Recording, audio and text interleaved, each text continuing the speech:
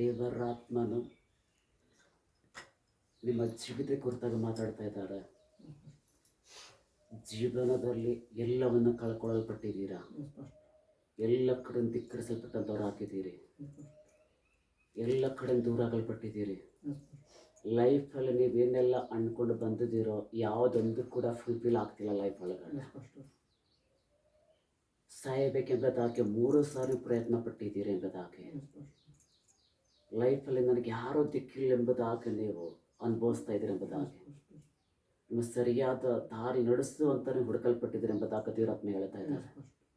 ಜೀವನದಲ್ಲಿ ಎಲ್ಲವನ್ನು ಕಳ್ಕೊಂಡಿದ್ದೀರಿ ಎಂಬುದಾಗಿ, ಸುಸೈಡ್ ಮಾಡ್ಕೊಳ್ಳೋಕ್ಕಿಂತ ಬಹಳ ಟ್ರೈ ಮಾಡಲ್ಪಟ್ಟಿದೆ. ಲೈಫಲ್ಲಿ ಒಂದು ಹೆಣ್ಣಿನಿಂದ ನಿಮ್ಮ ಜೀವನದಲ್ಲಿ ಬಹಳ ನೊಂದು ಬೆಂದು ಹೋಗಿದ್ದೀರಿ ಎಂಬುದಾಗಿ, ನಿಮಗೆಲ್ಲ ಥರ ತಗೊಂಡು ನಿಮ್ಮನ್ನು ತಿರಸ್ಕಾರ ಮಾಡಲ್ಪಟ್ಟಿದ್ದಾರೆ ಎಂಬುದಾಗಿ ದೇವರಾತ್ಮ ಹೇಳ್ತಾ ಇದ್ದಾರೆ. ಅನೇಕ ವಿಷಯದಲ್ಲಿ ಲವ್ ಫೇಲ್ಯೂರ್ ಆಗಿದೆ ಎಂಬುದಾಗಿ ದೇವರಾತ್ಮ ಹೇಳ್ತಾ ಇದ್ದಾರೆ. ಲೈಫಲ್ಲಿ ನೀವು ಯಾರನ್ನು ನಂಬಿದ್ದೀರೋ ಅವರೆಲ್ಲರೂ ನಿಮ್ಮನ್ನು ಮೋಸದಿಂದ ನಿಮ್ಮನ್ನು ಒಳಪಡಿಸಲ್ಪಟ್ಟಿದ್ದಾರೆ ಎಂಬ ದೇವರಾತ್ಮ ಹೇಳ್ತಾ ಇದ್ದಾರೆ. ಇವತ್ತು ದೇವರಾತ್ಮ ನೋಡಲ್ಪಡ್ತಾ ಇದ್ದಾರೆ. ನಿಮ್ಮ ಜೀವನದಲ್ಲಿ ಈ ದಿನದಿಂದ ದೇವರು ದೊಡ್ಡ ಬದಲಾವಣೆ ಮಾಡಲಿಕ್ಕಿದ್ದಾರೆ. ಕೆಟ್ಟ ದಾರಿಯನ್ನು ಬಿಟ್ಟುಕೊಂಡು ಸರಿಯಾದ ಮಾರ್ಗದಲ್ಲಿ ಹೋಗಲ್ಪಡೋದಾದರೆ ಒಳ್ಳೆ ಕೆಲಸವನ್ನು ದೇವರು ನಿಮಗೆ ಅನುಗ್ರಹಿಸಲಿಕ್ಕಿದ್ದಾರೆ. ಬರುವ ದಿನಗಳಲ್ಲಿ ನಿಮ್ಮ ಜೀವಿತದಲ್ಲಿ ದೇವರ ದೊಡ್ಡ ಕಾರ್ಯಗಳನ್ನು ಮಾಡಲಿಕ್ಕಿದ್ದಾರೆ. ದೇವರ ರಾಜ್ಯದಲ್ಲಿ ನೀವು ಇರುವುದಾದರೆ ನಿಮ್ಮ ಎಲ್ಲ ಪರಿಸ್ಥಿತಿಗಳನ್ನು ದೇವರು ಬದಲಾಯಿಸಲಿಕ್ಕಿದ್ದಾರೆ. ದೇವರು ನಿಮ್ಮ ಜೀವಿತವನ್ನು ಆಶೀರ್ವಾದ ಮಾಡೋಕ್ಕೋಸ್ಕರ ನೋಡ್ಬಿಡ್ತಾ ಇದ್ದಾರೆ.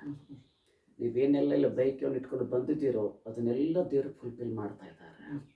ದೇವರ ಆತ್ಮನ ನಿಮ್ಮ ಒಳಗಡೆ ಹೊಸ ಆತ್ಮವನ್ನು ಉಜ್ಜೀವನ ಪಡಿಸ್ತಾ ಇದ್ದಾರೆ.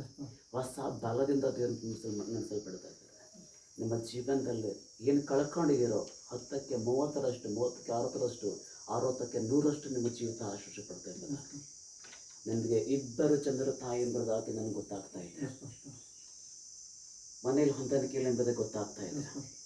ಕುಟುಂಬದ ಅನೇಕ ಬಿರುಕುಗಳು ಬಿಡಲ್ಪಟ್ಟಿದೆ ಎಂಬುದೇ ಗೊತ್ತಾಗಲ್ಪಡ್ತಾ ಇದೆ. ಜೀವನಕ್ಕೆ ಬದುಕೋದಕ್ಕೆ ದಾರಿನ ಕಾಣ್ತಾ ಎಂಬುದೇ ಗೊತ್ತಾಗ್ತಾ ಇದೆ. ಇವತ್ತಿಂದ ದೇವರು ದಿಕ್ಕಿಲ್ಲದವರಿಗೆ ನನ್ನ ದೇವರು ನಿಮ್ಮ ಜೀವಿತಕ್ಕೆ ದಿಕ್ಕಾಗಿ ಬರ್ತಾ ಇದ್ದಾರೆ. ನಿಮ್ಮ ಜೀವನದಲ್ಲಿ ಅನೇಕ ಕಣ್ಣೀರಲ್ಲಿ ನೀವು ಹಾದು ಹೋಗಲ್ಪಟ್ಟಿದ್ದೀರಿ ಎಂಬುದಾಗಿ, ಅನೇಕ ಬ್ಯಾಡ್ ಹ್ಯಾಬಿಟ್ಸ್ ನಿಮ್ಮ ಲೈಫಲ್ಲಿ ಎಂಟ್ರಿ ಆಗಿದೆ ಎಂಬುದಾಗಿ ದೇವರತ್ನ ಹೇಳ್ತಾ ಇದ್ದಾರೆ. ಅನೇಕ ಕೆಟ್ಟ ಜನರ ಸಹವಾಸದಲ್ಲಿ ಇದ್ರಿ ಎಂಬುದಾಗಿ ದೇವರತ್ನ ಹೇಳ್ತಾ ಇದ್ದಾರೆ. ಇವತ್ತಿಂದ ದೇವರು ನಿಮ್ಮ ಜೀವನದಲ್ಲಿ ದೊಡ್ಡ ಕಾರ್ಯ ಮಾಡಲಿಕ್ಕಿದ್ದಾರೆ. ಇವತ್ತಿನ ನಿಮ್ಮ ಬದುಕು ದೊಡ್ಡ ಬದಲಾವಣೆಗಳಾಗಲಿಕ್ಕಿದೆ. ಓಕೆ, ದೇವರು ಬಲ್ಲ ಆಶೀರ್ವಾದ. ನಾನು ಹೇಳಿರೋದೆಲ್ಲ ನಿಜ ಇದೆ? ಯಾವುದಾದ್ರೂ ಸುಳ್ಳಿದೆ? ಎಲ್ಲ ನಿಜ ಇದೆ. ಪ್ರಕಾರನ ಆಗಿದೆ ಎಲ್ಲ ಲೈಫಲ್ಲಿ.